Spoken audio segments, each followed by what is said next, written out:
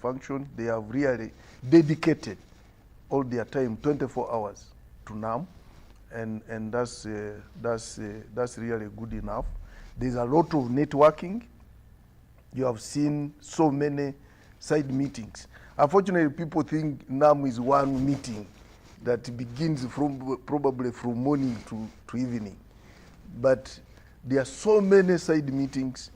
The Council of Ministers might be the main meeting, but you saw the business forum, and people were networking in Serena here.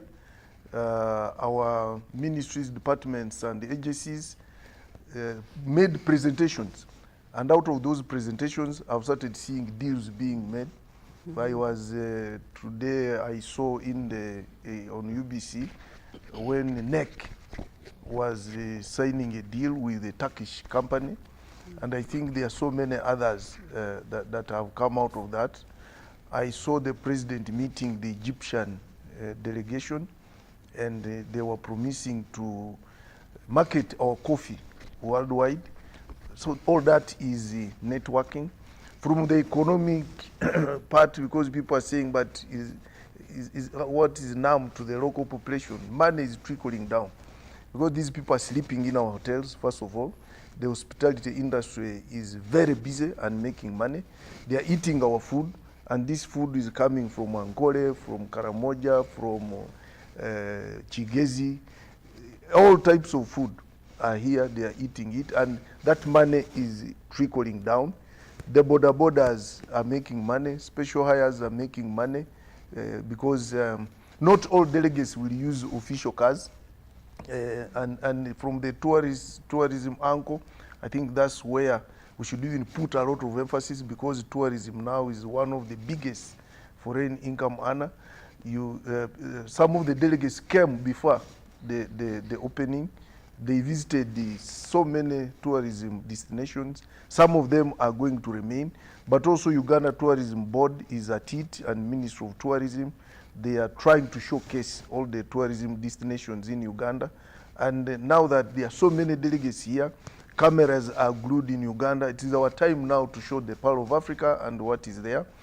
We have shown them where people can come and invest, and in minerals, in agriculture, in power. We have shown them, because Uganda Investment Authority has a target, and that's why it joined the Ministry of Finance, Ministry of Trade, to organize that the business forum. The women, I think, Source of the Nile, they are calling it Source of the Nile Women, I think, in agriculture, something. They also organized the agro-business. And there were a lot of exhibitions. I went there and I was so surprised what the women could really show.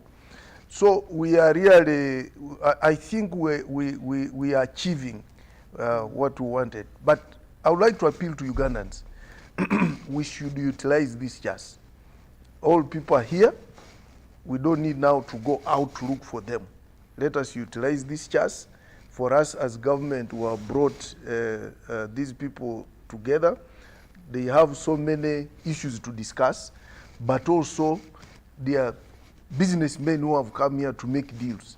So we should utilize this chance. But lastly, it has also shown the whole world to choose Uganda as the host of NAM Summit and G77 at the same time. It shows confidence in the management of this country. And that shows President Museveni and NRM, we in the NRM, are doing well. And has also demonstrated to the whole world that Uganda is peaceful and secure. And obviously, the president, as one of the biggest marketeers of this country, gave a very good speech, one which was delivered by the vice president, showing Uganda as the best investment destination in the world. And I think that one, for me, if we can follow up on the deals which we have made, we are going to add. People, some of these conferences, you can't see benefits in 1 week. You must wait for time for all these deals to mature, and then we start earning from them. And obviously, we have upgraded the infrastructure. I know that's what people don't want to hear, that we are cleaning and up I the house. hope Ambassador will be able to speak into, especially what happened in Dubai, if we're bearing fruit right now. But let me come back. Things you've said are true. Having been in Munyonyo the last 3 days, Yes. and I will be there until this is done. Yes, the food is here, it's Ugandan, I can confirm there's matoke and all these things, the sweet bananas, and the side conferences that are happening. The East African Investment Forum, the Women's Business Forum that was at Serena there. But the biggest animal or elephant that is there is the conflict. We are getting into this area where South Africa has put forward taking Israel. NAM members, as of today, have agreed to follow suit. What is Uganda doing with its leadership come Monday next week? Obviously, all those discussions will go on, but Uganda's position has been very clear. And the president has clearly stated that we support the two-state resolution. Palestinians must have a state, and the Israelis must also have a what? A state. And that's why we are calling ourselves non-aligned, because both people must have what? A state, something called a state. They must belong to a state. But obviously, even in our culture, we don't, any death is bad. There is no justified what? Death. And therefore, we can only appeal to the different warring parties to see how they negotiate peacefully. And that's Uganda's position.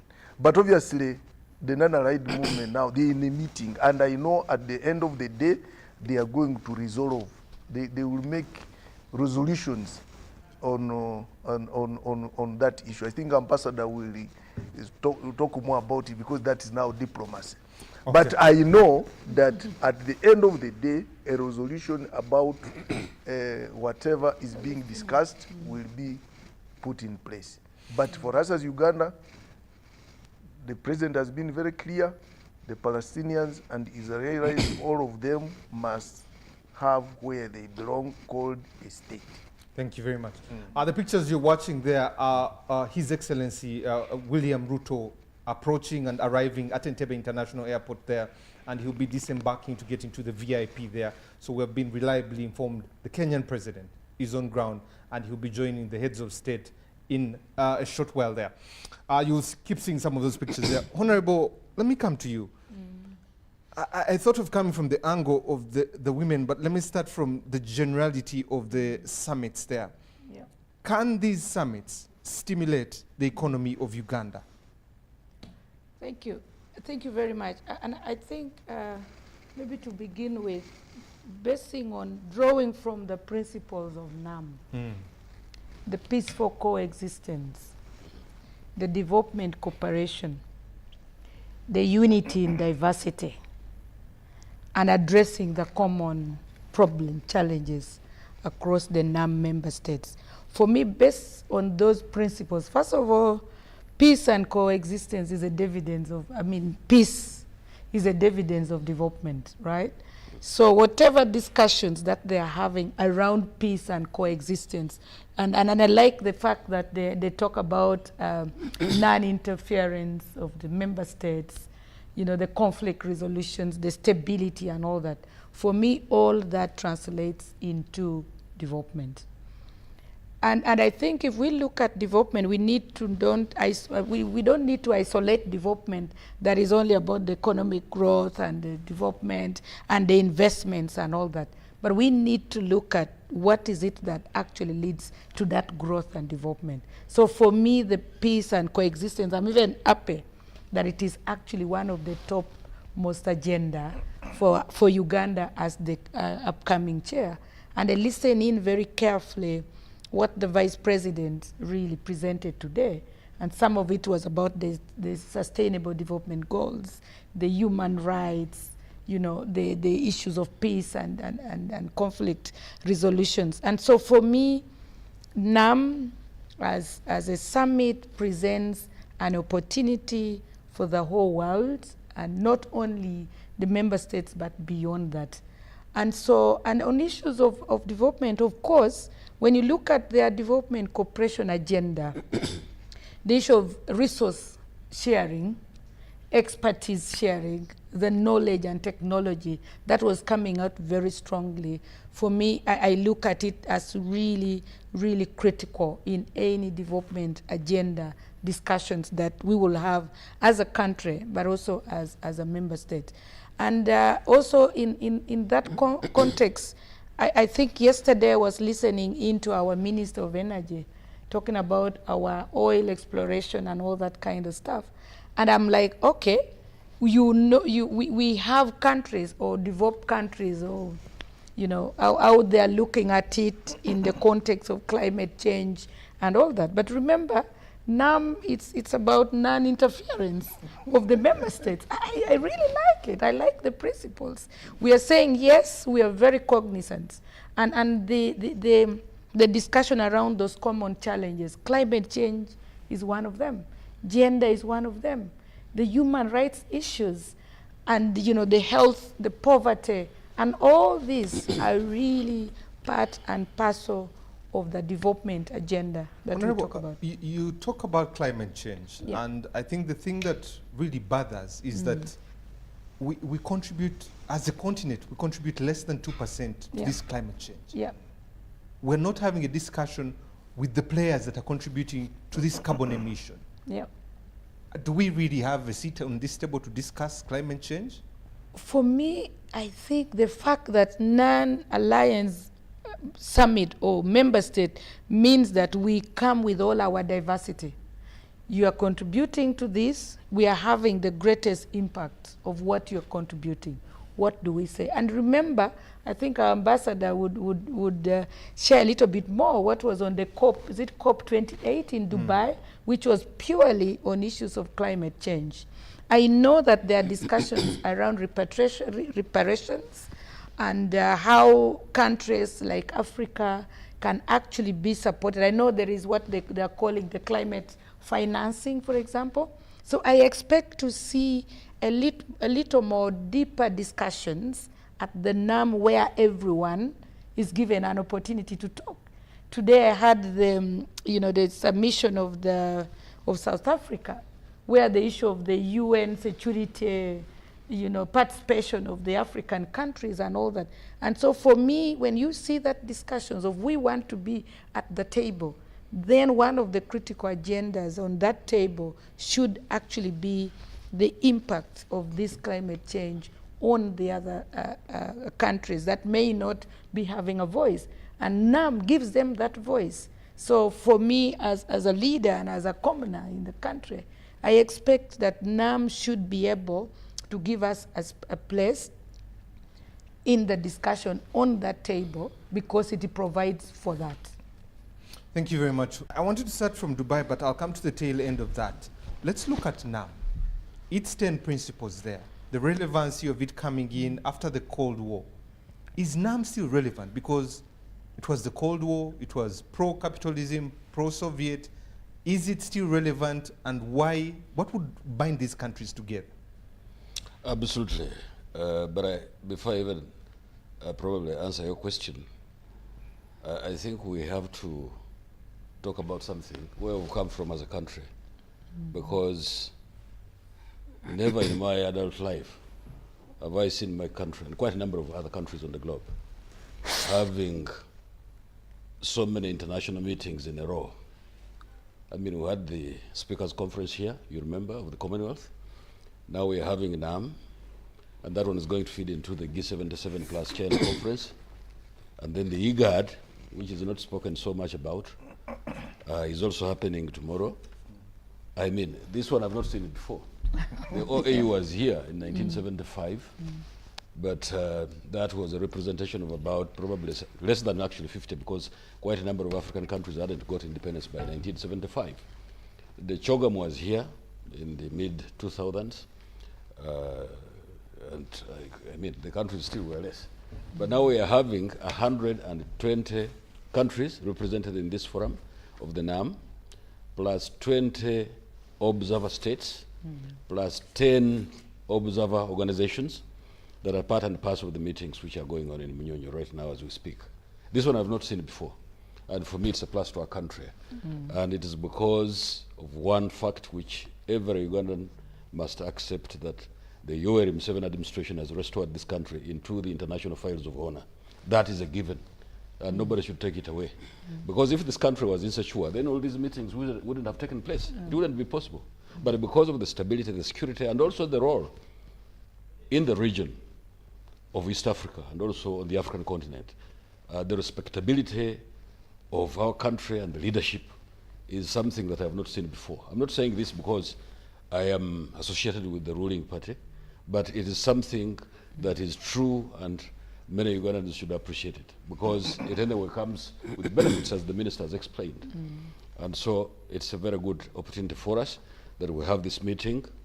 The NAM, so to speak, also is a representation of more than 50% of the globe, or global community if you want, because a majority of countries actually represented, because NAM is the second biggest international organization after the UN. Yeah? And so that one is already something that speaks volumes about the diplomatic coup that we have pulled as a country.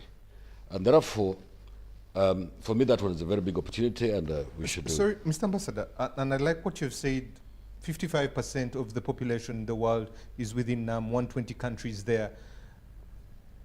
What formulation, what legal framework does NAM have to be able to pull weight and call for some of the things that are being called for in this draft? Case in point, Honorable Okello Oryem came out today and said they're requesting for 2 seats on the UN Security Council. What weight do we have to be able to call such things? Latin America has no seats. Asia has no seats. Africa is demanding for 2. Do we have the capability as NAM to have the UN Security Council move us into that place? What makes that legally binding? Of course, in diplomacy, it's extremely important for all voices to come out. And I believe that one of the avenues that we can use as Africa, as a large part of Asia, as South America, which are not represented in the UN Security Council, so that we can get represented. So these voices which are going to come out, and which are actually coming out of the NAM, that we need to have a representation as Africa, South America, and the rest of the parts of the globe that are not represented in that body, to have actually that representation. It's extremely important that these voices come from as many corners as possible. And one of the corners that we can speak of is actually NAM. It may not have the legal weight to enforce this or to force this through or to see it through, but I mean as many voices that come up to ensure that we speak about this right and this anomaly, which was created after the Second World War, is corrected. And I believe that by and by we will get there. Because if Russia comes out and says that Africa has to be represented, if China comes out and says that, which China, by the way, you remember it hadn't been admitted to the UN in 1971, 72, thereabout, and the whole of Africa supported the admission of China into that body. And China has never forgotten that one. And that's why, one of the reasons why China actually supports the admission of, to have a representation on the UN Security Council. It's extremely important for us to appreciate that. So, but going back to the NAM, it is something that I refer to as a diplomatic coup, which has come our way, and we believe that, as the minister said, that this is going to make to give us a lot of additions, and I don't think it was a mistake that NAM comes to Kampala, because you remember how we voted on the Russia-Ukraine vote in the UN. Our neutrality is now paying off out of that kind of stand that we took as a country to make sure that we have, we take a neutral position in as far as that vote is concerned. And therefore, we didn't make a mistake in as far as I'm concerned, because that was a bona fide decision that was taken by the leadership of our country in anticipation that probably we're going to become the next chairman of NAM. Sorry, Ambassador, the gentleman showing up there, His Excellency Ruto has just arrived, and as you see, he's approaching the VIP terminal there. And that's the gentleman I want to ask you about. Sorry, that's, yes, that's the Kingdom of Saudi Arabia that has also just arrived there. Let me ask you about this gentleman. A few months ago, he stood up and talked about global financing and said some things need to change. In some of the outcomes, global financing is one of the biggest things there. Debt, global financing. Do you agree with this? And are we sure we want to go down this road? Of course, global financing, as long as it doesn't have strings attached to it, matters a lot to these countries of ours, which are upcoming in terms of development. And so if somebody speaks about that, I don't think I should have a lot of quarrel about it, because it's extremely important for us to have the finances in order to develop ourselves. But you remember that the president of Uganda has been very passionate about development, and he has talked about the fact that we cannot use loans to develop ourselves. They can only help a little bit. So we have to promote things like trade, out of which we can get revenue. We have to promote things like tourism, out of which we can get revenue. Right now, of course, as we speak, it's good that we are about to have our oil spill, and once it spills and we get those revenues, they will make additions. But I have no quarrel about what the president of Kenya actually said about us having this development finance. It's extremely important because it makes additions. But as to whether it will take us to where we want to go as a country or as a continent, that is debatable. Wouldn't we start with nipping in the butt our appetite for loans? The appetite for loans is there will always be there for as long as our revenues that we get from trade, tourism, and the rest of the things are not enough. Because let me tell you what, because we shouldn't be even worried about this, the borrowing for as long as there's no strings attached. Because let me tell you what, the Americans are the biggest borrowers in the world. Yeah? Yeah. They are the biggest borrowers in the world. Yeah. It's for a fact. You can check the facts. They are the biggest borrowers, and in my view, they actually ride on the finances of others.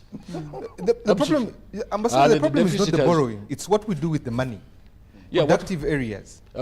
Well, what we do with the money, of course, when we get these loans, of course, we're doing roads and infrastructure and so on and so forth. But when the Americans actually get the money, they give it to you as a loan, which is a business, by the way, in a sense. Probably they are tricky. I mean, they are clever in a sense, because they get this money from the Chinese, they get this money from all sorts of things. They have more than 40% in World Bank in terms of shares, even IMF.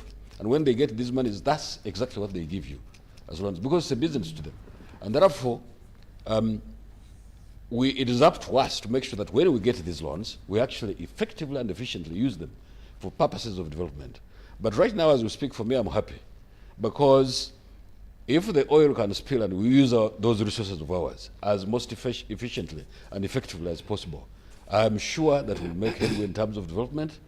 And the good things that, of course, the NAM has also come through, and we're making business deals through the business forum and the other avenues. I am here waiting for a group of investors who are coming from the UAE towards the end of this month, although they haven't been part of the NAM arrangement. And those kinds of things, in my view, are going to develop our economy. We're going to have enough money to do all sorts of things. So much so that eventually we steadily get away from borrowing loans from either World Bank or IMF or even bilateral loans that we get from these countries. That will take us very far as a country in terms of development. Thank you very much. Professor, let me come to you. And a question I left for Honorable to bring back to you. Three things were brought up, especially in the forum, the platform for the ladies in Serena there: financing, tax incentives, inclusion. Was this the forum for these things, or these are just domestic things that we really need to take care of as a country, and we're just putting our dirty linen outside in public? Thank you very much, Timothy.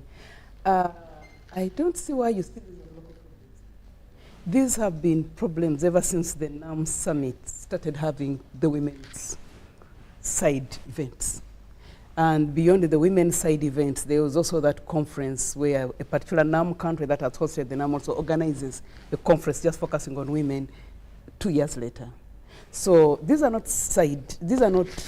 local events, because if you look at what happened in the previous NAM conference, and where the focus was on women, it was really about advancing the rights and empowerment of women. And they were talking about the same things. The place of women, the taxation, the trade, the exclusion from labor, access to labor, access to education, access to rights in terms of conflict, who is affected in terms of that. So these are not Ugandan problems. They may have been discussed in Uganda, but not by Ugandans, but by the women's lobbies within the NAM movement. The other thing we also need to remember is historically the women's movement globally has always agreed with the NAM because the two see themselves as being excluded from the global economic order or integrated in a marginal way. And so they have that bit of commonality in as much as they are talking to what they see as the dominant economic actors who actually who dominate the global economic forum. So these are not local problems, they are global problems. And yesterday I even mentioned that actually the first person to say, not maybe the first, but at least in 1985, the Prime Minister of India was very clear. The advancement of women's rights is very central to the NAM agenda because it is all about the struggle against domination, against subjugation, for sustainable development, for all those kinds of things. Then the other thing I think we need to remember is NAM is not global and local problems are local problems. We need to be alive to the connections between global problems and local problems. What may manifest as, for example, a poor road in a rural area in Uganda is not necessarily because of mismanagement. He has talked about the limitation of domestic revenue, which causes us to borrow. But why? Because many of the countries that you see in the NAM, and some of the reasons why the NAM came up, and even the G77, is some countries feeling that as post-colonial states, they were unfairly integrated in the global economic order. And as long as there were particular actors who felt they were historical and called the shots, the others will never catch up. Actually, as post-colonial states, we are always playing catch-up. And as we play catch-up, more hurdles are put in your way. So at the end of the day, these kinds of hurdles and inequality at a global stage manifests into things like the structural adjustment from problems. They manifest in things like defunding economic sectors, defunding industrialization, and things like defunding social services, and generally underdeveloping economies. And then when the populations become very disgruntled because of the lack of that, then you see them playing out on the streets. And then the people who created the problem then turn around and say, you are not respecting human rights. So we are just tied up in this circle. So when you have bodies like NAM, where countries come together and say, what is our common history? What are our common challenges? What do we need to do about it? And then they come to the UNCTAD forum and say, as long as we are developing countries, we do not fit very well within the UNCTAD, the UN thing on trade and development. So then they form the G77. Of course, now there are more than 77 countries. But then they say, it's ideally people who felt they were excluded, countries that felt were excluded or marginally included, coming together to discuss issues of commonality to them. With regard to trade, of course, like now in this current NAM focus, the emphasis is largely on investment financing and the debt burden. The previous ones have focused on conflict and many other things. And within each of these things, there is issues of concern to women. There will be issues of concern to the youth. There will be issues of concern to different categories of people. But all these are manifestations of the same thing. And so at the end of the day, that's why when these conferences end, there's a declaration made or a paper made which brings all these things together and then sets the pace for the next either 3 years or the next 5 years. So these are not peripheral matters. They are part and parcel of the central whole. And maybe also just to say that bringing the G77 to Uganda is also, in addition to what all the others have said, it's very important because we are hosting on behalf of the continent. It could have gone to any country within Africa, but it came to Uganda. So I thought that needs to be amplified. And I'm glad I did answer your question. Yes. I don't know whether you can give me just a minute, because you asked about the relevance of NAM. I just want to take us, take ourselves back to the objectives of NAM. What are they? Non-interference. Has it gone away? It is still with us, rearing its ugly head. Yeah. The other day we were chased out of AGOA because we had passed a law, the anti-sodomy law, for me I call it anti-sodomy law. And as a result, we have had to pay a price of taking us out of AGOA. So non-interference is still there. They talk about democracy. We are trying to do democracy in our country, but people are still telling us or coaching us how to do it. And yet, democracy, the way I understand, because I lived in China for 5 years, they have their own way of doing their democracy. They call it Chinese democracy with Chinese characteristics. The Americans can have their democracy with American characteristics, just like Europeans. Can That's a Africa good- have that, and they- Uganda? Pardon? Can Uganda and Africa Yes, have their own? because we have the LOC structure, which doesn't exist in many countries. The LOC structure is part and parcel of our democratic practices, but you will not probably find it in the US. Those are some of the facets that we can speak about in terms of democracy that we have, and in a stark difference with what happens in the rest of the countries. So non-interference is still our problem, and it's still there. So NAM is still relevant. NAM, the other objective is fighting imperialism. Has it gone away? It is still with us. The other one is decolonization. Has it gone away completely? The ugly head of neocolonialism is still rearing its ugly head. So the objectives of NAM are still as relevant as it were when it was being formed. So NAM is still relevant. It's actually more relevant now. Absolutely. Let me come back to Professor before I come back to Ambassador and Honorable there. Professor, when you look at especially the conflict between Israel and Palestine, women and children are the biggest numbers there. You look at Yemen, the US, Iran, you look at Ukraine, Russia, you look at the coups that have been in Africa there. The biggest casualties are the women and men, and children.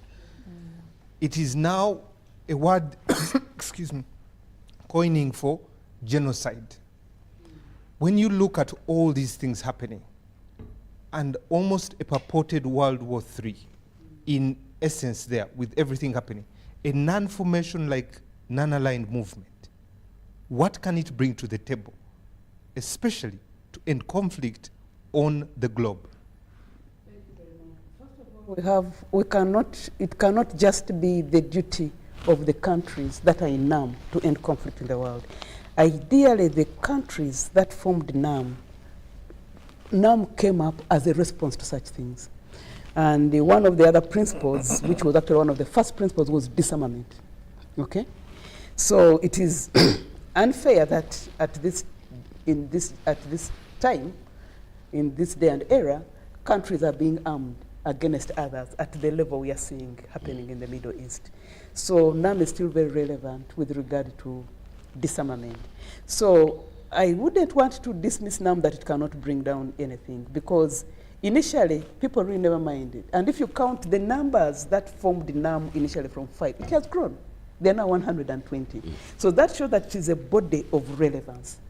When you look at people who attend NAM, because beyond the partner states, there are many people paying attention. By the way, if you look at the history of NAM, these other countries have not ignored it.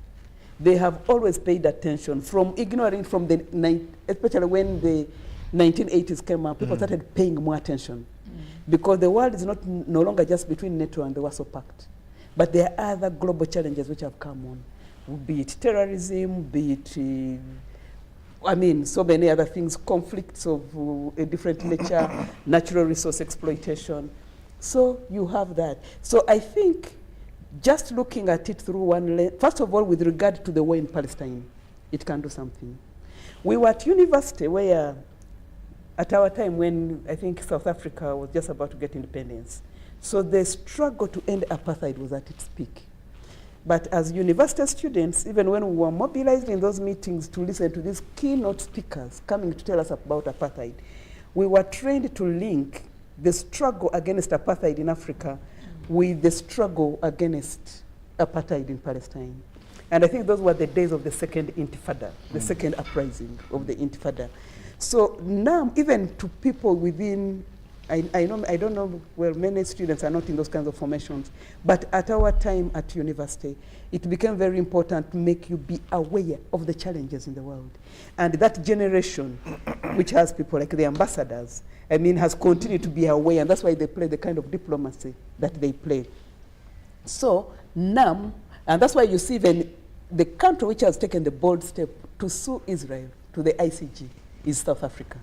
It's a member of NAM, okay? So upholding their principles of disarmament, they will not go into arming anybody. But they will do what they can do. For example, they have taken the case.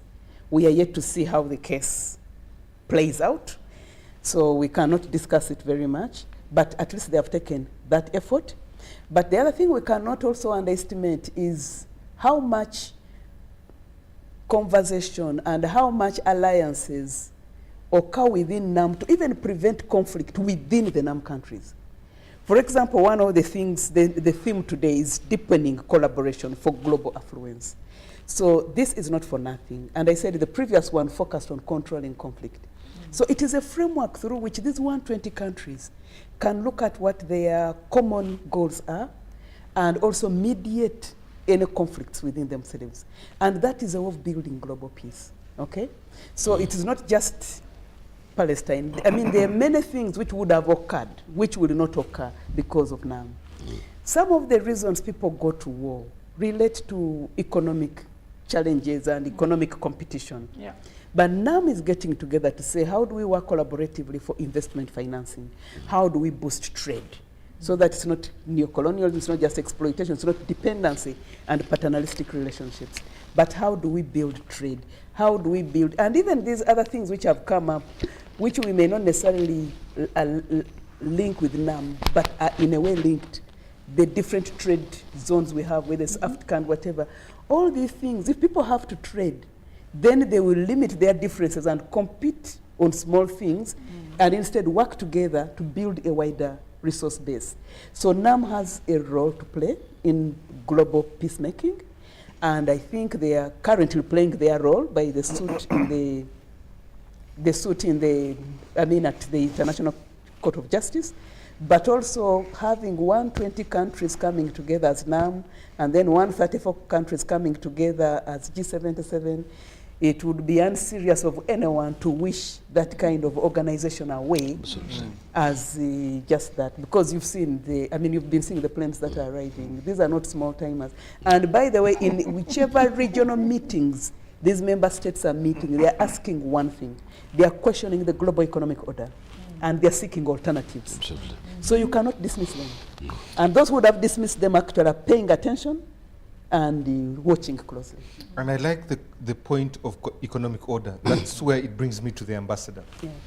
Ambassador, India is really chasing the economic order. China has a Silk Road and is investing. Everyone wants a summit with Africa. Dubai summit, Turkey summit with Africa, Russian summit with Africa, China's summit with Africa. Isn't this recolonization at play? Well, I was listening to President Yoweri Museveni just a couple of days ago, and I think he spoke very well. He said, for now, nobody is colonizing Africa. People are looking they're chasing after economic fortunes. He was very clear, and I want to agree with him.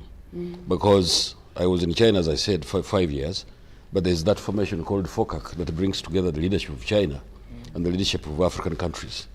And the aim is to collaborate about economic affairs, is to collaborate about cultural things, educational research, and quite a number of other things which are outside the political domain. I mean, it's not about colonizing anybody. And all of these people are just looking after opportunities that can spur the economies. And I'm not surprised that actually China is now number 2 as world economy in terms of size. The Indians have taken over number 4 slot from the British. UK has been number 4. Now Indians have taken over that position. They're number 4 economy in the world in terms of size. And the sky is the limit as to what all these things are going to bring. There is BRICS, which is also coming into equation, and it's going to play quite a lot of things. So as far as these people getting interested in Africa, it is on the terms of development and also trade. And you and I also know, and Ugandans of course know, that Africa is still virgin in terms of resources, or being resourceful. The resources in the majority of cases have been depleted in the rest of the parts of the world. And where do you find these resources like minerals and so on and so forth? They're in Africa here. Yeah, part of the reason why actually the DRC cannot stabilize, because people are interested in making sure that there is as much chaos in that part of the world as possible, because it makes it very easy for them to pilfer, I don't want to use the word steal, the resources which are in that country. The planes where we hear planes landing in that part of the world to put things out, to take resources from that part of the world. And so we have not seen the Chinese, we have not seen the Indians, we have not seen the Turkish, we have not seen all these people. But once they now change to try and colonize us is when problems will begin. But as of now, it's still as innocent as the president. Ambassador, before we take a break, and you said something about what's happening in DRC, and these proxy wars that really led to the Cold War, especially when you look at the proxy war of Russia, a proxy war of America, pro-capitalism, pro-Soviet, and we're just seeing the same Cold War, and now it's looking for relevance? Well, what can because some writers, professors here, some writers are beginning to say that actually the Cold War is back. Yeah. But I think this is the time when Africa must make choices. Who are our friends? Because they are the traditional friends who repressed actually to have the continent decolonized. And we're still having those people. The Chinese have been part of NAM, but when they developed, they extricated themselves. They now, we refer to it as NAM plus China. But they're still our friends because they have not shown that they're after colonizing as Africa. So, in my view, I think these things which people are doing on the African continent are still as innocent as they are. Whether there is a Cold War or not, I think that is debatable, and the writers will help us to tell us exactly whether the signs for a Cold War are very evident or not.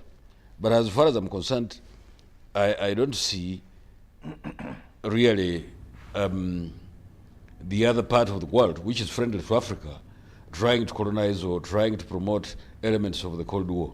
But of course, people are trying to gather for resources which are actually enormous in the African continent, because the rest of the parts of the world have actually been depleted in terms of resources. So everybody must run to the African continent. And that's where we have to be extremely careful when we are transacting with many of these nations. Thank you very much, Ambassador. Honorable, I'm going to come to you after the break, but let me leave this lingering with you. Global financing system, the IMF, the World Bank, are the biggest discussion here, especially for Africa, when we look at how these concessions are made for us, being that you are handling money, especially in Parliament. We want to understand that when we come back. Let's take a quick break. When we come back from this break, we'll be digging into this NAM summit and also look at the G77. What benefits they have. The Honorable Minister will tell us, post-NAM, are we going to get some scandals? This is more.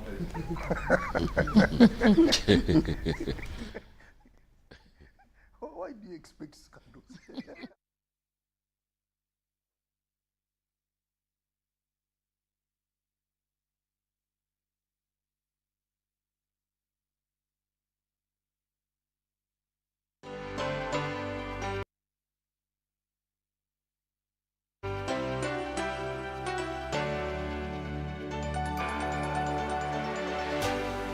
UBC, inspiring Uganda.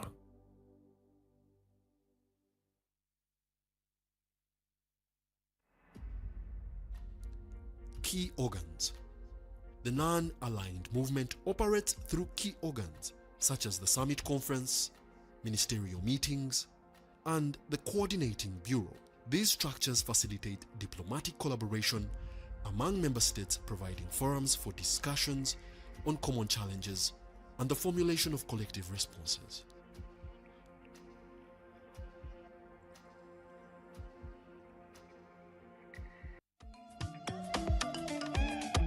Jovia.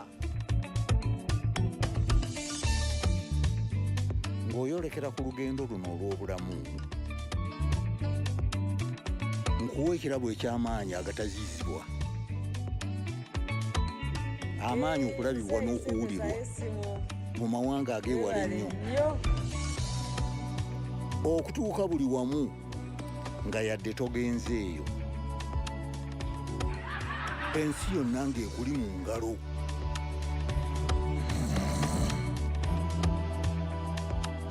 Okutambula mu biseera n'okumanya buli kimu ekirina okumanyibwa.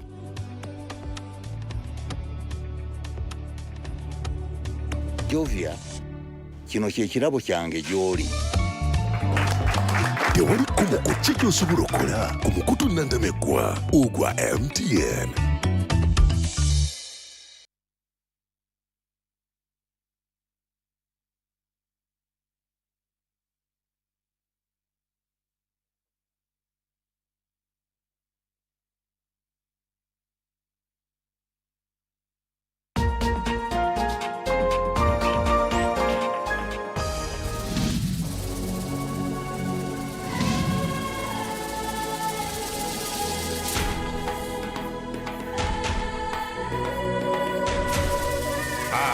the quest, giver of life, Alpha without Omega. I am Africa.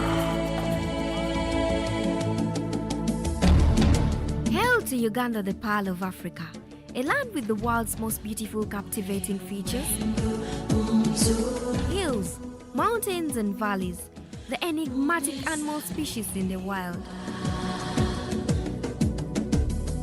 A land where Africa is condensed into one small country with authentic endowment of nature and perfect safari. Uganda, the Pearl of Africa, is without the crowds with abundant primates, wildlife and stunning scenery. Uganda, the Pearl of Africa, takes you beyond the guidebooks, the known features, and gives you the insights unmatched.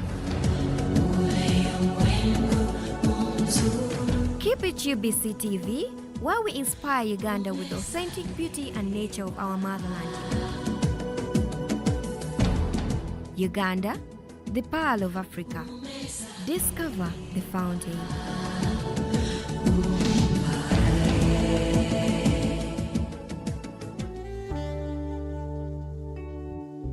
Metu Bus Industries, Namamve, the manufacturers of buses for transporters, schools, tour operators, and special purpose vans and any customized vehicle. Metu Bus Industries offers a range of buses known for safety, comfort, and reliability. Depending on your needs, a bus can simply be a point A to point B people mover with just seats, or a special design that includes power outlet, Wi-Fi, television, refreshment center, and any other specification. Buy your buses from Metu and support industrialization of Uganda. Contact us on 0788 118586 or 0782 030303. Email us metuafricabus@gmail.com. Visit our website www.metubusafrica.com.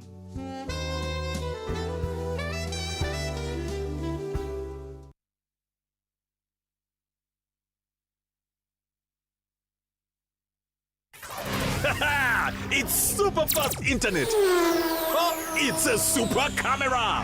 It's a super battery. Phone battery full. Yeah, it's a super deal. Get the Capote Super from MTN now at a reduced initial deposit of only 49,000 shillings and pay the balance in Pola for as low as 833 shillings per day. Grab this Super Capote deal and get 2 GB of free MTN data every month for 8 months. Get the Capote Super now from any MTN shop countrywide. Everywhere you go, MTN. Regulated by UCC.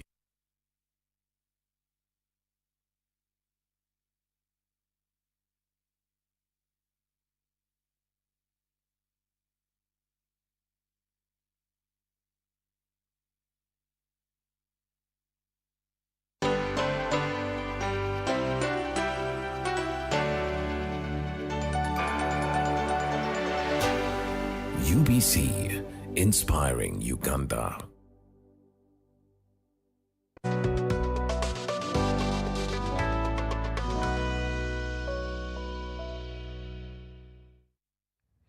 Welcome back from that quick commercial break here on UBC, on Behind the Headlines. My name is Timothy Nyangweso.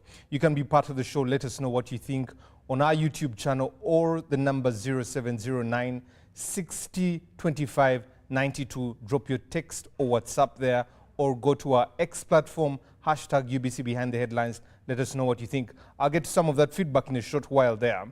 Let me get to it now so that I can be able to announce things that are coming up next in a short while there.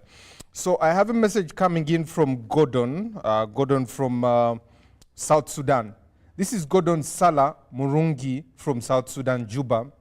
We love the show here. We wish Uganda all the best in the NAM Summit, and we hope for the best for African countries there.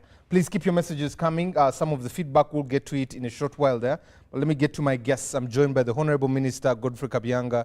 I'm joined by Dr. Honorable Atim Agnes and Ambassador Henry Maiga and Professor Sarah Sali. Let me get to Honorable, global financing systems. In a bit of reading that I did, World Bank has people that really, they have invested in what they call a knowledge bank. People that do the research, are strategic to ensure that happens. The non-aligned movement, G77, have we gone that far, especially looking at the imbalance in global financing, and how do we rectify it? Is it BRICS, like Ambassador said, or China or India that we need to look at for financing, and dollarization? Those are the two questions you, Honorable. Thank you very much. And I want to start where we started from, what was really NAM about. And this particular NAM, as you can see, the major focus is on trade and investment and development. And we may not see a NAM financing framework per se, but the discussions that is preceding all the previous NAM and this NAM shows you that the world or the non-alliance movement is looking at how do we disrupt the existing financing system. And of course, we need to appreciate that the background of all these financing systems and frameworks comes from the dominant kind of point of view and the vulnerability. There has to be somebody vulnerable who needs that money and on the terms that they will give to that person. And so for me, the BRICS you're talking about, the whole discussion around now, the dollar, the IMF, the World Bank and all this that is coming up, the world is evolving. And at the time that this NAM was being established, it was all about wars, about disarmament, about conflicts. But now the member states are asking, come on, what is it that causes this conflict? One of it is, of course, poverty, is that marginalization, and the fact that you find countries are finding themselves debt-trapped, and the terms upon which, and the cost of all this that is coming with the financing. So in my opinion, the trade and investment discussions that we are seeing is one step towards maybe a different context of financing per se, not necessarily the one that is going to beg. And I'm sure countries are beginning to ask questions that, must we continue relying on aid? Or should we move from aid to trade? And that is the discussions that we are seeing. And now trade comes with the elements of revenue mobilization internally, or even among the member states themselves. I told you that one of the key things that we are seeing on this is development cooperation. And this cooperation is looking beyond the money.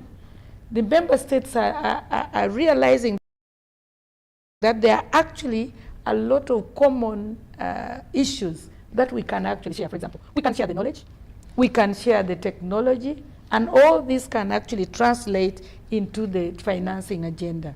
And I think as the world moves, evolves, people are getting away from actually the hard, how do I call it, the hardware in terms of money, that giving me money to do. We are agreeing that, can you come and invest? And I'm glad that Ambassador is already, our team in the diplomatic corps are already working on that aspect of trade, that instead of going to, for example, Dubai to ask for aid or for money, we are saying, come and invest in our country. And our president has been so candid around that. So for me, those discussions around trade and investment will actually change the dynamics of global financing and the global discussions around that. Because if we are to go in the same conventional manner in which we go to the table to ask for money, and you already go at a vulnerable position because there's nothing you're offering, but you're just saying, give me a debt and then I will use it, you'll give the terms. When you go to the bank, do you have any option? There is usually you go there because you're tied up and you want help from the bank. And so the bank will come up with their terms. It's very rare that you actually discuss in details argue on some of the terms. So in my opinion, I really do think that, yes, NAM has a say, and we are looking forward to the discussions around what comes of all this deepening of the development cooperation and how that will inform the subsequent discussions around global financing. I think when we were starting, you were talking about the pronouncements that the president of Kenya made, and I think that is a discussion that as NAM member states, is there a way we can bring on table how we restructure the discussion around debts, the discussion around these corporations that we have, and I think Ambassador alluded to the issues of AGOA, and all these strings, for example, human rights, attaching issues of human rights, for example, to financing and to debt and all these kind of things. And I think we are hearing as a country that already World Bank is saying, no, we are not going to give you money because of human rights. And we are asking, what is the definition of human rights really? And who needs to define that for every country? And for me, that is where the NAM comes in. We're saying, let us trade and let us invest, and let us have discussions around how we move our countries to one level to the other. And let us share the resources that we have as member states. So in my opinion, I think NAM will play a very big role in that context of the global financing and disrupting some of these conventional frameworks of financing that we have. And also the aspect of regional corporations also plays a very, very big part. Yes, NAM brings the global aspect, but you know that within our regional blocks, in Africa, even in Asia and all those kind of regional blocks, everyone is looking at how do we sustainably manage the debt that we already have. There are even discussions around how do we negotiate, for example, the terms of debts, and how do we as a country start looking at foreign direct investments and see how best that can then help us to address some of the challenges that come with these global financing mechanisms. And I think you were talking about the dollarization of the world economy. I am not sure how far some of these regional blocks will go. I follow very keenly and read a lot around the agenda behind the BRICS. We hear they are thinking about, introducing other currencies and all that. We are yet to see that. But I think, a global summit like this with so many countries on board, those could be some of the agendas. But you know that the monetary terms, and even in East Africa alone and all these other blocks, it's always a process. It comes really after all the negotiations have been done. But I believe that NAM gives us an opportunity as least developed countries to come on the table and bring our agenda. And in this particular summit, the issue of debt is one of those very top in the agenda and priority for discussion. Just a follow-up question, Honorable. $25 million or billion there, BRICS has as money it wants to lend out. Looking at also Africa's debt, about $65 million there. When you look at this, how do we transition from exhibitions, forums, platforms, to trade that really puts away aid and loans? Because the one in Serena for the ladies was very good. The one here at Serena, Kampala was very good. But how do we transition that Professor likes to say, the sweet bananas, the person selling them also feels the trickle-down effect of all this? I think the exhibitions is one of the processes that gets you to that global agenda. And I think the minister opened it very well, that government or private sectors have been struggling to go to the global market to exhibit what they can offer to the world. But this summit brings that market now to our doorstep.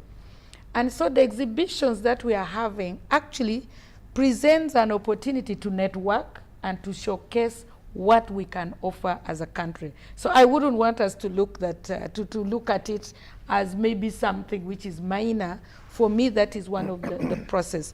And now from the exhibition, you network, you do business to business relationship with these investors. And before you know it, then the investor is going to come, take up your sweet banana or my fish in Lake Yoga and say, can we do this in a bigger scale? Yeah. The sweet banana to turn into another product needs value addition. Yes. That requires industrialization. So if in the main plenary they are talking about investment for development, which I believe includes industrialization, it is one way that the women's sweet bananas or fish will stop being sold at the peripheral, at a perishable level, at low cost, because with value addition, then they will get better returns for their product. And actually, the debt and the financing you're talking about translates from my fish in a Molata. If I get an investor who can come and invest in increasing the production of my fish, and that fish is processed, and value is added on that fish, definitely the revenue that I'm going to get will then contribute to our GDP. Then it will contribute to our consolidated fund through revenue. And that is how you see the growth. And eventually, I will not need a debt. I will not go and borrow from one bank or whatever. I would have already partnered with somebody who's bringing in money. So I think that is the way we need to translate some of these discussions that are happening, some of the exhibitions, and even the final draft or document that is going to come out.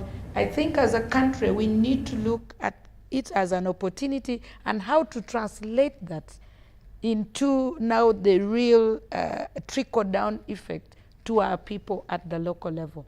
So the exhibitions, the trade and investment discussions in the boardroom, it will translate or it will contribute to all that agenda of looking at more of investment than aid.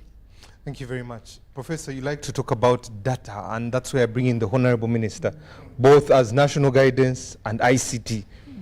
After the non-aligned movement, after G77 plus China, post these two summits, what next?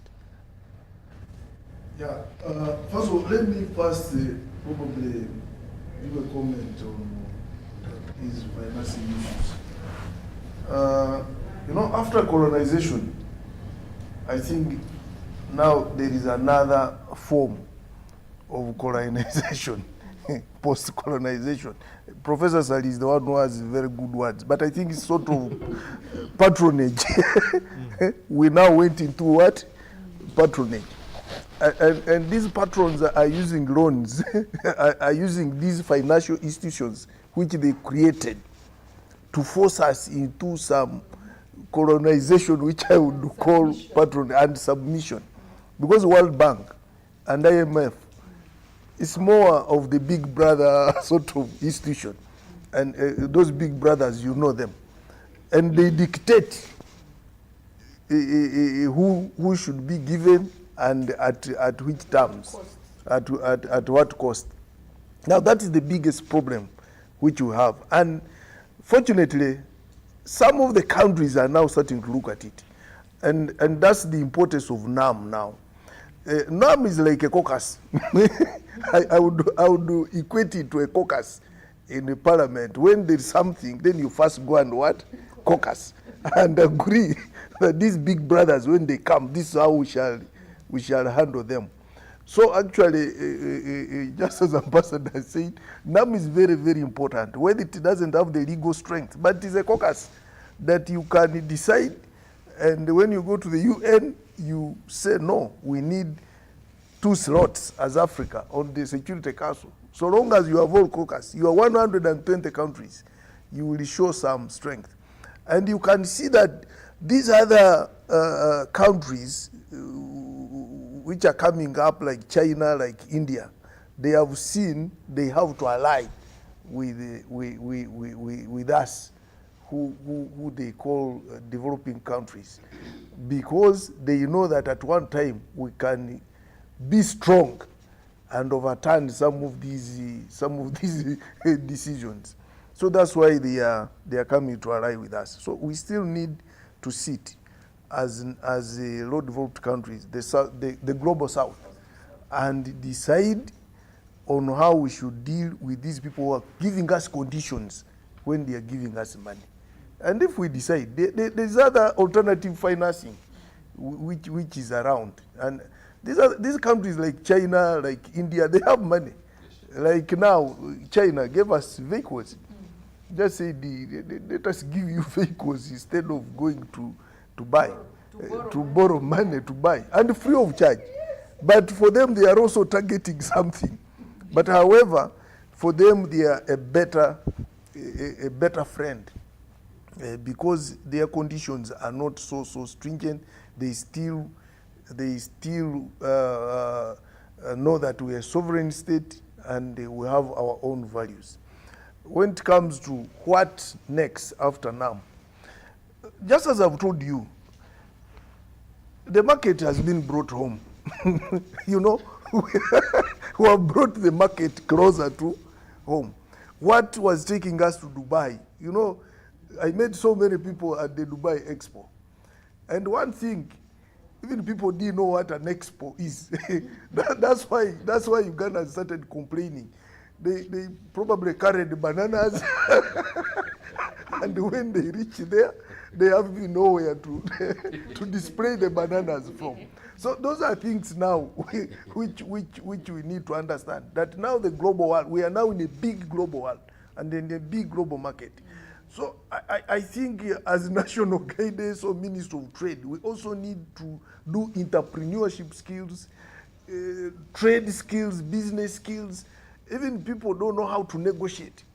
You may meet, there was a business forum in Serena, but someone doesn't even have a business card to go with. Sometimes you don't even need a business card. Now business cards have become digital, but people don't even have that. But you are making a deal with someone, you don't even have a business card to give. So me, I think we still need a lot of training. We still need a lot of, I think need a lot of exposure, so that people can know how you negotiate, how you make a network, how you look for a partner, a trading partner. It's very, very important.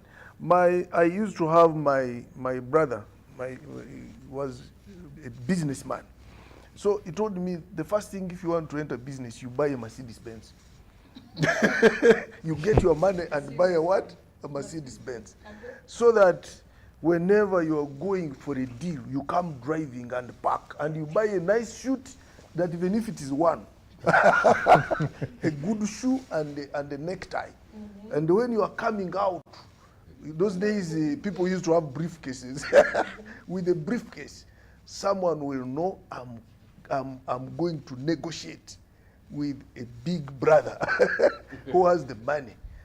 And he made it in life. He made it in life, but he died. But he made it in what? In life. So all those are things which we need to look at. But I'm telling you that the deals, there are some deals which we have made. Now the ambassador is here and other ambassadors are here. They will now follow up on those deals, because every country which has come, at least you meet that the ambassador is there when anything is being discussed. And now, just as I has told you, we are now all about economic diplomacy and not political diplomacy. So if really we are very serious business people as Ugandans, this is an opportunity that we should use to make deals, and then we make follow-ups, and people will come and invest. Because here, the investment climate is good, we have incentives, and Africa is still virgin. You can come and you get business anytime. Our minerals here are still not yet explored. We still have minerals lying underground, not explored. Even our oil, is not yet fully explored, because now the Karamoja field is not yet explored. The Kasese field, Queen Elizabeth, is not yet. So we still have a lot that we can offer. In tourism, we have a lot. We don't have even enough hotels, by the way. We don't have enough hotels. We are talking about AFCON. AFCON is coming, and AFCON has more people than even NAM, because the football fans are many. They can even be in tens of thousands. Where are they going to sleep? All those are virgin places where people can invest. So it's upon us now that NAM is on, the National Organizing Committee should follow every detail. If anybody made a deal, you must assure you know what the deal was, and you continue encouraging them to follow on those deals. The ambassadors must know which deals were made with which delegations from which country, so that the ambassador follows up in that country, is also following up with the Ugandans back home. Honorable Minister, and I'm glad you've said that. 19th summit there, we're going to take the chairmanship for 3 years. G77, the South Summit, is going to be the third there, take its leadership there. What structures, what framework have we put in place to implement this resolution or declaration that is coming out come Monday, and how are we going to domesticate it, that it's not just the elite that are here, but the person deep down in Busia, Sophia, understands and says, you know what, I'm making a difference in my country? I think now Ministry of Foreign Affairs, because it is the one now which is in charge, they have put in place a secretariat which is going to, because as soon as they handed over the mantle to the minister, then a secretariat was created. After all, we knew we were going to take over. So a secretariat has been put in place. But I think what we need, and Sister Ambassador is here and comes from Ministry of Foreign Affairs, what we need is domesticating this. And I think that's where most of the countries get problems. You just take over and you set up a secretariat in Kampala, and then it is an issue of now going for seminars and workshops and the like. But you should know, as soon as the secretariat is here, then there are so many meetings which will come here, because this country now will be the what? The host. So we need now to domesticate it, just as you have said, to even explain to the local person down there what NAM is and what can be achieved. And by the way, there are even some business people who are up country there who didn't come and have money. Me, I'm a border boy. Those border guys or friends of mine, they have money. They don't even keep it in the bank. Because even if I want $1 million, I will go with you, Timothy, and I just tell someone, give me $1 million, and he will just look under the bed and give it to me. They have it. Yes, that's how we live at the border. Someone was arrested with the money, about $500,000. It was in his car, and then police arrested him. He said, but it is my car, it is my vehicle, and it's my money. So what have I committed? He didn't see any problem with it. And the police didn't have any case against him. So what they did, they said, now it might be fake dollars. So they went to Barclays Bank that time, and they proved that the money was okay, and they gave him back his money. He left. But all that money can be invested, because for them it is just trade. But they have capacity to even build factories. They have capacity to even pattern with all these people who came here. But they don't know that there is a business forum here where they can make what? Deals and probably invest in industry. And Ugandans have money that they can invest in industry. But also, lastly, what we need, when we borrow, we should borrow, for instance, for infrastructure, we should borrow for utilities, so that the cost of production reduces. Okay. Because if we invest in electricity, we invest in water, we invest in good roads, and we utilize those loans properly. But now you meet a loan is running, absorption capacity is about 30, you even start paying interest before you start using it. That's where the problem is. Thank you, Honorable Minister. Professor, before I get to you, We only have 8 minutes because the game between Congo and Zambia is coming up there. So I'll give each of you 2 minutes, and I'll start with Professor here. One, you wanted to make a comment, but also... Yes, you wanted to make a comment, and also something I wanted to ask. There were women, there was a business forum. Where are the young people, the 75% of the population? Are we thinking posterity, especially because they'll become a working force? And Ambassador, if you can give us the data that always Professor talks about of the expo and what benefits were there. I'll start with Professor, then Ambassador Nakamda. Thank you, Timothy. I think for me we make a mistake when we have such events and create a secretariat for them as if they're separate. If these events have come to a functional state, that functional state has functional ministries and functional things. What challenges us and our participation in trade as Ugandans, as African countries? One, we have very limited production. So it's true you can put the infrastructure in terms of power and roads, but as long as we are stuck in peasantry, as long as we are operating at micro level, the costs of production become so high, and then we cannot produce because we don't want to cooperate. So I know in some countries, of course, the state annexes the land, so it does mass production. For us, our land holding is different, but even with that, if there could be a promotion around cooperatives, around circles. And what are some of the things the government has done? For example, it has put in place PDM. PDM has several pillars. If we could implement it, and implement it the right way, because, you know, participating in NAM is not just about having big money and participating in NAM. It's about handling the whole production chain, okay? Why are we stocking the big hotels and the big supermarkets with foreign fees? Because we don't have enough produce. And why do we not have enough produce? Because no one has organized us to that level. And the things we are stocking are coming from countries which do not even have fertile land like us. So you have things coming from Saudi, things coming from very far in Asia, things coming from South Africa. So what do we learn from these events?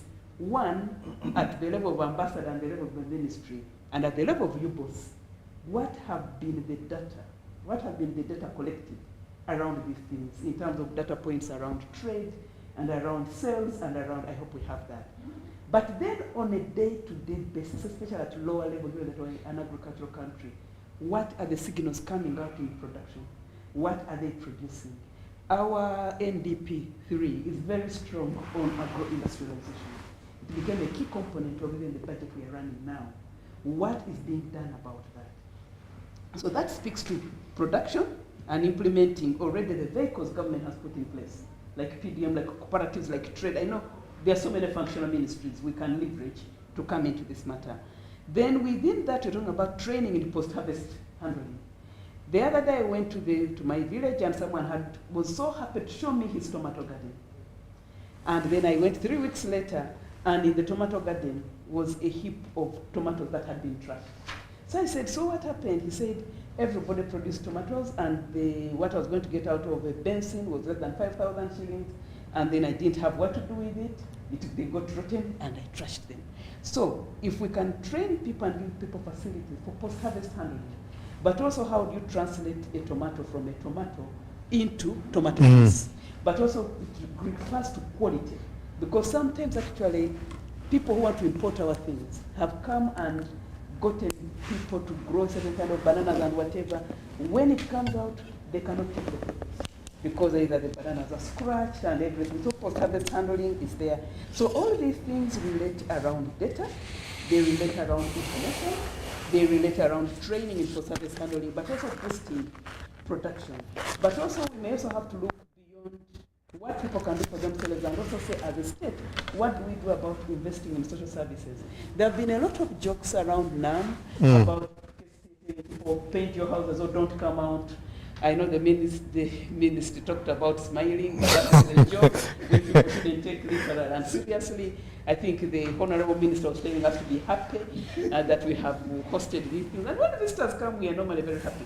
But the issue is, why do we have bad quality tin houses around places that we actually fear the visitors to come? First of all, anyway, these are facts. and they exist in many countries that have had rapid industrialization. Okay. But also going forward, this is a sign that slowly by slowly we can begin to invest. We've done a lot in big projects, roads, electricity, energy, and the rest.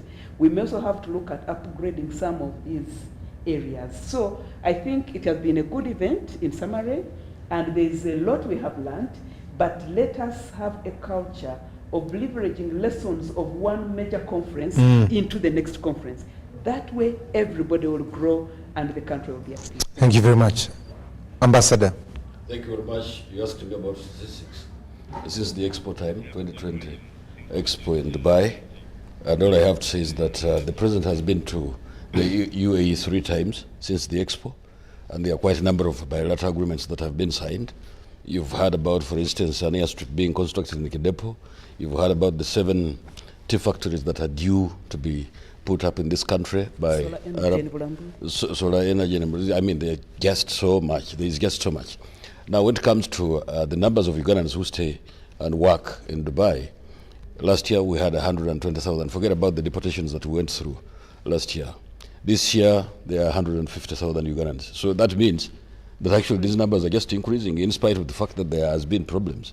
So in terms of numbers of Ugandans who stay and work in Dubai, those numbers, I mean, in the UAE, those numbers are still increasing to the extent that at the moment we are remitting up to $300 million annually in terms of remittances from the diaspora community that stays and works in Dubai. Then the FDIs before the Expo, we were talking in terms of something like $1.8 billion. Okay, yeah.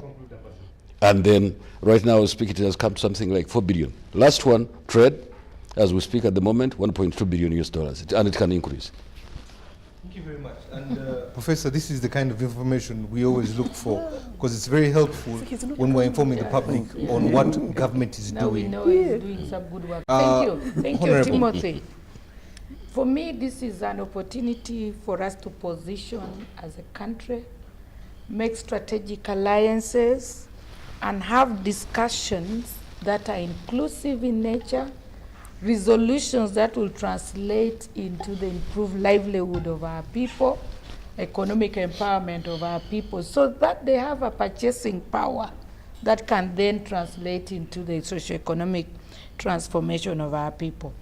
But also finally that we have been very good as a country in making very good laws, signing treaties and resolutions like this, but we normally fall short on how to translate these very important opportunities and resolutions into reality. And I like the question where you ask our Honorable Minister, what next? I think as private sector, as government, as a common, people, citizens of this country, we need to start thinking. We need to have a shared responsibility of what is it that my person in Amolatar can do to leverage on all these business deals that we are talking about. And I think as our Honorable Minister, we need these issues or the resolutions. We want to know those deals that have been signed so that we go back, mobilize our people. For example, if there's any deal in fish, let me know, I go and mobilize my fishermen so that we can partake of such opportunities. What we normally lack, Timothy, is that we tend to keep the information in Kampala. Can we leverage all our media houses, all the opportunities of mobilization across the country, so that the country knows that for the next 2 weeks for the 2 weeks that we've had visitors in our country, these are the benefits that has come, and this is how we can benefit from them. But if we keep it on our boardrooms, we keep the resolutions in the foreign affairs and secretariats, I didn't know that really hosting, I need to have a secretariat. I thought that is a use of the foreign affairs ministry to coordinate, because that secretariat is not only about the NAM. We want to see Ministry of Trade. We want to see Ministry of Investment, Ministry of even Parliament. Okay. What are legal related issues that will require me as a legislator start thinking about maybe more friendly laws that can facilitate the implementation of the resolutions. Thank you very much, Honorable. Finally, Honorable Minister. Probably what I would call the secretariat would be a desk. Maybe. Me, I termed it what? I know. A secretariat, But but it it would should be a be coordination, really what? yeah. Coordination desk. First of all, I would like to allay the professor's fears about PDM. You know, people are looking at only financial inclusion, but even other pillars are being are being facilitated. For instance, Parliament here passed 1 billion shillings. That's why I per talked about district. data and production. There are Exactly. 7 pillars. That one is going into roads, into that pillar. Today, the Minister of Water, the Minister of State for Water, Honorable Sekinde, has just told me they are negotiating a deal with Saudi Arabia of irrigation, solar irrigation. We want to see whether the water-stressed areas can go into irrigation. And then we are also trying to see how we can pump money into storage. Some of the areas have stores, some don't have, so that the tomato issues can be sorted out. But also market is very important. However, Ambassador here knows that sometimes market is determined by production. Because someone will give you an order of, say, 100 tons of tomatoes per day, and you don't have them. That's why I said we need to boost production. Exactly. So we have to enhance and boost production so that the market can be satisfied. If we sign any orders, we can supply them. But I would also like to thank Ugandans, at least for the cooperation so far when it comes to receiving the guests. I think it has been calm, and Timothy, you should be rest assured that there will be no scandals, because that's where you have doubts. I like that. At least the people who are in charge are people of integrity. Madame Lucy Nachove, all of you know her. Ambassador Ayebare, you know her, you know him. Those are people of integrity, very honest people. And I'm very optimistic that it will go down well. And two, the president is very much interested in these conferences, and therefore he has his eyes on whatever is taking place. But you should all know as Ugandans that we are the pearl of Africa. Thank you very much. We should show why we are pearl of Africa.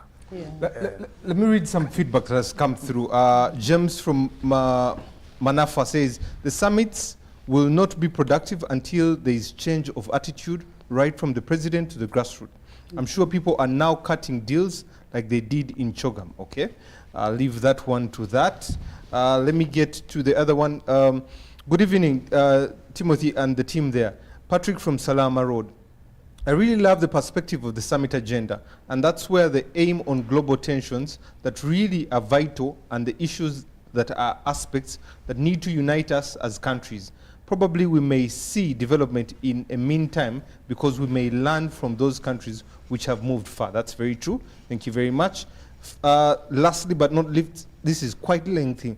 Good evening, Timothy and the panel. I congratulate NAM and G77. I think NAM's objectives are still relevant according to the founding fathers, like you said, like the 1955 Badang Conference. The Global South still has some challenges or issues that need collective responses as member states. The summits I expect in Kampala Declaration, a strong pronouncement on self and critical issues, getting permission from the Secretariat to coordinate the activities. Okay, thank you very much. It's quite lengthy there. Thank you, Timothy. The guest in the studio, my name is Bosco Buga from Ajumani. It's an interesting program, and thank you very much for opening my eyes and ears. Otherwise, we really didn't know about NAM, but we believe in it succeeding. The benefits of hosting this conference are long, and costs of hosting them are high, inflation, and we pray that nothing else happens. Godfrey Chakala. Thank you very much. I want to thank the Honorable Minister for coming through. Honorable, thank you for coming through. Ambassador, thank you. Professor, we appreciate. The African Cup of Nations has really taken twists and turns. If you watch the Tunisia game yesterday, hopefully today, Congo or Zambia gives us an upset that we can really talk about. Good night and have a blessed evening.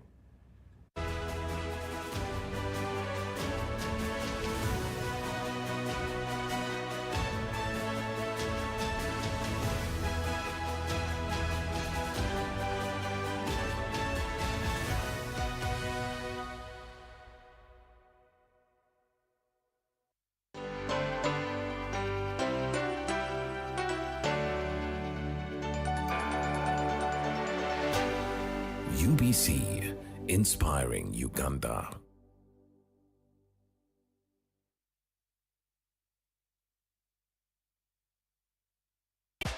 Have you packed Marvin's Harbour jelly and Harbour Thought? Yes, we packed. It will protect your skin from skin rashes. Marvin's pack. It is a new improved Marvin's Harbour jelly. So soft and smooth. It is a Marvin's Harbour jelly. Tell me, kids, the scent. Any irritations? No more rashes and irritations. Movit Herbal Jelly and Herbal Soap is rich in natural herbs for a smooth and glowing skin. Movit all day confidence.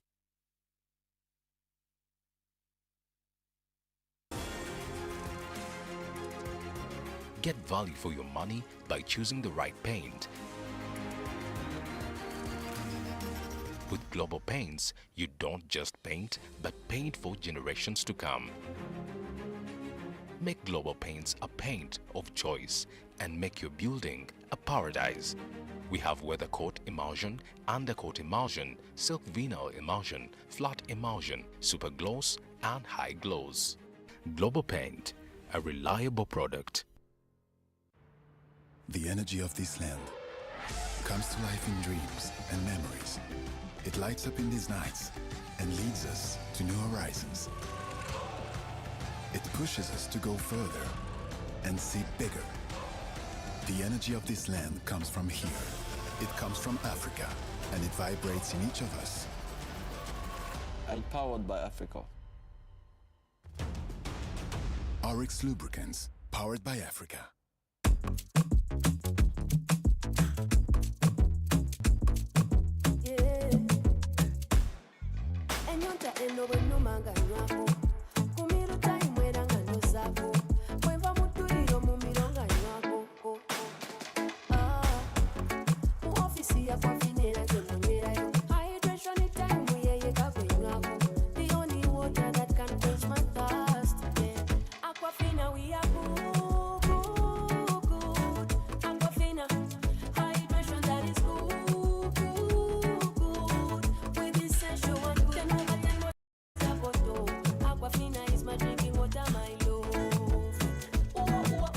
In the production process of Aquafina, we expertly filter every drop, providing clear and perfect tasting water to help you keep hydrated with the added benefit of minerals. Aquafina is bottled by Pepsi Cola International in Uganda and is available at only 1,000 shillings. Tugabane bigi tugabane, share with your loved ones tugabane. Gabula 2 liter gwesabula, festive season eno tugabane. Pepsi Mountain Dew Mirinda, twalira ko jajja mu kyalo tolinda. Drink at home on Christmas, you can even keep some for Boxing Day. Tugabane bigi tugabane, flavor for your loved ones tugabane. Big meals ne memories sabula, festive season eno tugabane. Grab a Pepsi hamper of any 2 liter of your choice and get a free Pepsi Max 330 ml. Share the cheer this festive season with Pepsi. Tugabane! Well, welcome everyone to the biggest game on the continent. And you have to. You've got to just seize those moments and enjoy them as much as you possibly can.